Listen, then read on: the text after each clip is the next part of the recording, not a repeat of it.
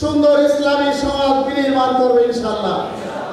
বাংলাদেশ জামায়াত ইসলামী চায় একটি অবাধ নিরপেক্ষ নির্বাচনের মাধ্যমে একটি নতুন বাংলাদেশ গঠন হোক। এজন্য অন্তর্বর্তীকালীন সরকারকে কোনো সময় বেঁধে দেওয়া হচ্ছে না। সংবিধান সংশোধন সহ রাষ্ট্রের রন্ধে রন্ধে থাকা দুর্নীতি উৎখাতে যতদিন সময় লাগবে ততদিন সময় দিতে চায় জামায়াত। রোববার বিকেলে জেলা পরিষদ মিলনায়তনে বৈষম্য বিরোধী ছাত্র জনতার গণ অভ্যুত্থানে নিহত শহীদ পরিবারের সাথে মতবিনিময় সভায় প্রধান অতিথির বক্তব্যে বাংলাদেশ জামায়াত ইসলামীর সেক্রেটারি জেনারেল অধ্যাপক মিয়া গোলাম পরোয়ার এই কথা বলেন।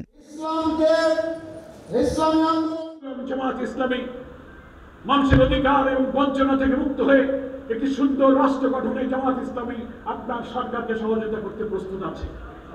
উনি বললেন আপনারা আমাদেরকে সহযোগিতা করুন। আমরা বলেছি একটি অবাধ নিরপেক্ষ, একটি নিউট্রাল, ক্রেডিবল, পার্টিসিপেটরি, ইনক্লুসিভ ইলেকশনের জন্য যতটুকু সময় আপনার লাগে দেশের জনপ্রশাসন, সচিবালয়, রাষ্ট্রের রন্ধে রন্ধে দুর্নীতি, দলীয়করণ এবং রাষ্ট্রযন্ত্রের সব জায়গায় যে পরিচিত হয়ে আছে, সংবিধানের সংস্কার, ইলেকশন কমিশনের সংস্কার, সবকিছু করে একটি শান্তিপূর্ণ নির্বাচনের জন্য যতটুকু সময় লাগে আমরা আপনাদেরকে ততটুকু সময় দিতে রাজি আছি।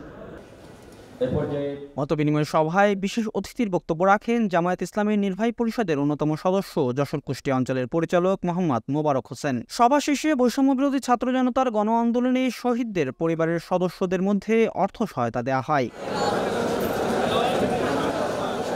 ডেস্ক রিপোর্ট, দৈনিক কল্যাণ।